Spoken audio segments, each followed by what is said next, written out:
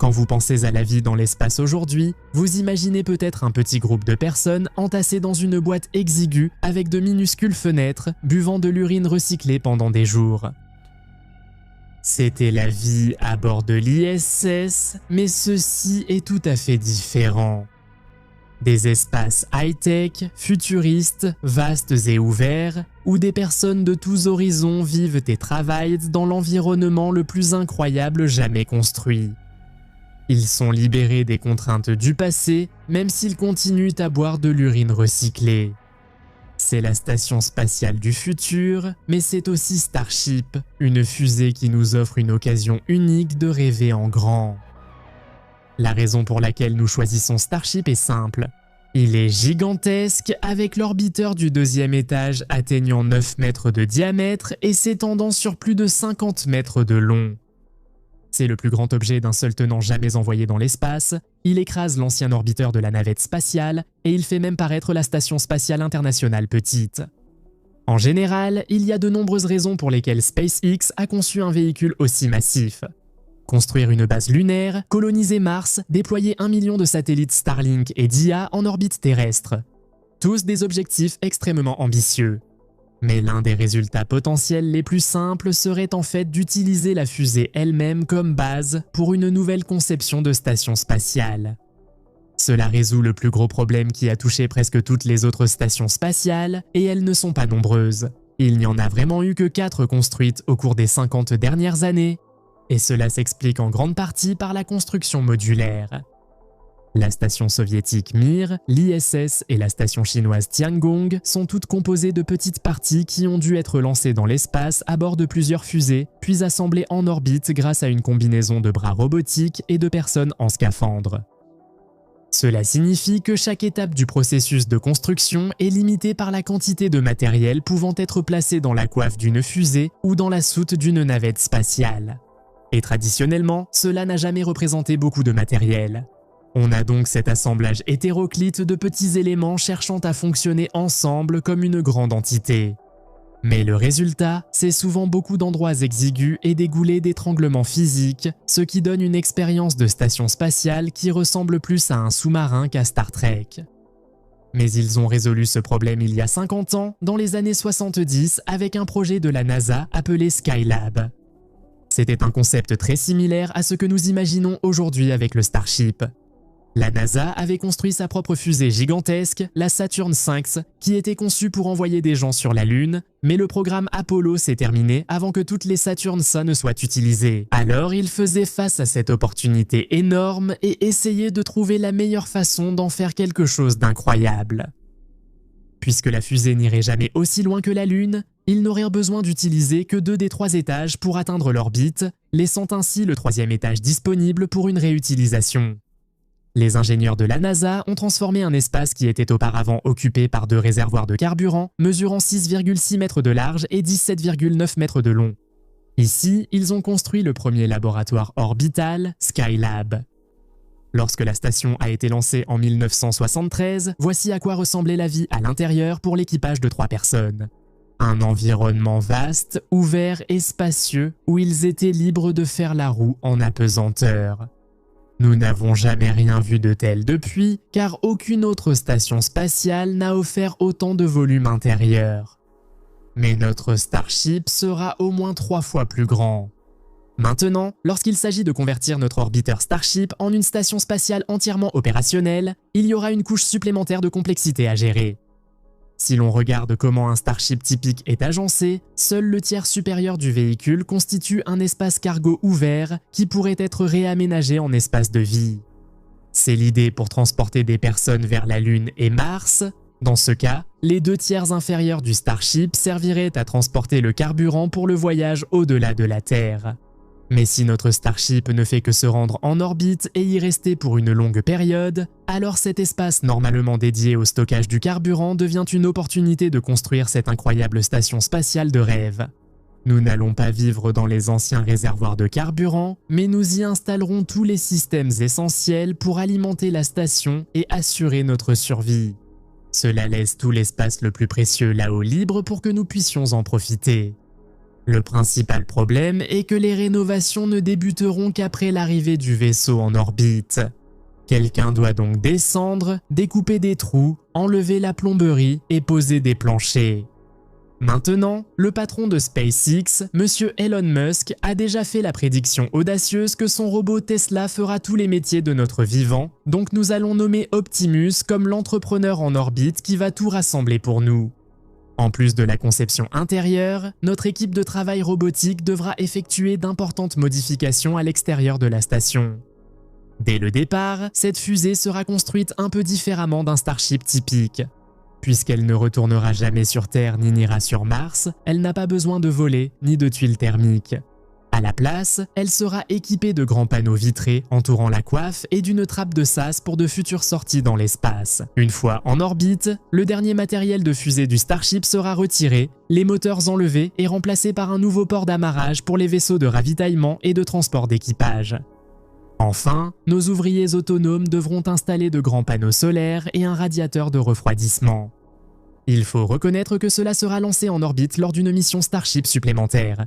Parce que si notre station spatiale doit avoir plus du double du volume de l'ISS, alors elle aura aussi besoin de plus du double de puissance, ce qui signifie plus du double de la taille de l'ensemble de panneaux solaires. Les panneaux sont également équipés d'un circuit de refroidissement qui évacue la chaleur excédentaire de l'intérieur de la station et la dissipe dans l'espace.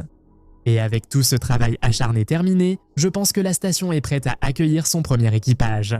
C'est nous, alors allons voir ça. Nous entrons sur le pont 10 de la station spatiale par un sas. Voici le sommet de l'ancien réservoir de carburant au méthane. Et notre premier aperçu de la station spatiale la plus incroyable jamais construite est en fait plutôt décevant. Voici la salle de gestion des déchets et des services techniques. C'est le sous-sol de la station spatiale, mais il s'y passe des choses importantes.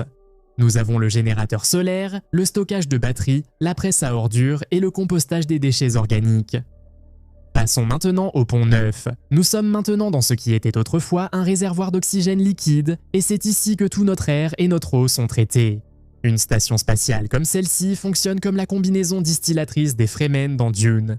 Aucune humidité n'est gaspillée, chaque goutte de sueur, de salive et d'urine est récupérée et recyclée dans notre précieuse réserve d'eau.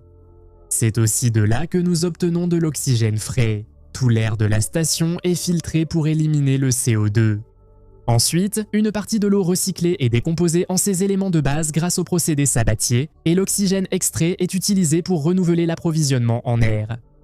Donc, si tu as remarqué qu'il y a une odeur un peu bizarre ici, c'est de l'air fait à partir d'urine.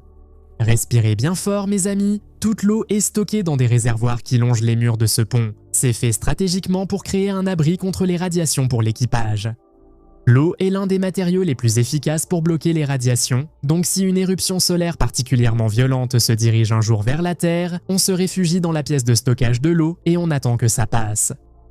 D'accord, en montant d'un pont supplémentaire, nous sortons maintenant des anciens réservoirs de carburant et entrons dans la partie de la station qui n'a pas été construite par des robots dans l'espace, donc vous devriez commencer à remarquer une nette amélioration du design intérieur.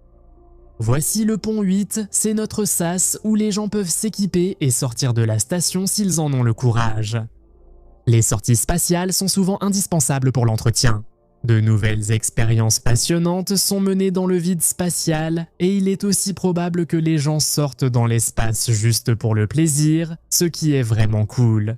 Le pont 7 sert surtout de placard et de garde-manger pour la nourriture et les fournitures. Je vous promets qu'on abordera bientôt les sujets intéressants, mais il faut aussi être pratique, non? Quiconque a déjà acheté une maison comprend l'importance d'un espace de rangement. Bref, continuons vers le pont 6. C'est le centre de remise en forme et la zone sanitaire. Nous essayons de récupérer autant d'humidité que possible, alors autant tout mettre au même endroit. Et vous passerez beaucoup de temps sur ce pont, non seulement parce que c'est ici que se trouvent les toilettes spatiales, mais aussi pour faire vos 2 heures d'exercice par jour. Ce n'est pas une routine de remise en forme suggérée, ce sont les instructions du médecin. Sans exercice constant, l'environnement en microgravité fera rétrécir et s'atrophier vos muscles. Après avoir perdu cela, vos os seront touchés et vous deviendrez un squelette fragile. Faites donc bien vos répétitions. En continuant, nous arrivons au pont 5. Voici vos quartiers d'équipage. Rien de luxueux, mais les conditions de vie ici sont bien meilleures que celles de n'importe quel astronaute des générations précédentes.